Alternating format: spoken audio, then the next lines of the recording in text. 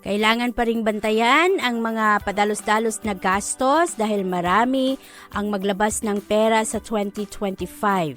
At kailangan ring bantayan ang inyong kalusugan, maganda ang healthy lifestyle, kailangan bantayan ang tamang pagtulog at ang tamang oras ng pagkain. Mag-ingat sa mga gastos, maglaan ng savings para sa mga biglaang pangangailangan. Sa trabaho, maaaring magkaroon ng pagsubok sa trabahuan, ngunit ito rin ay pagkakataon para ikaw ay mag-improve at para mailabas mo kung ano ang iyong talento.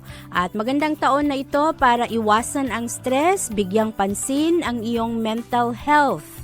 Para naman sa mga single na rooster, maaring dumating ang bagong romansa sa taon na ito. Para naman sa meron ng asawa, meron ka partner, pahalagahan ang inyong pagsasama. Marami ang mga tentasyon sa taong 2025.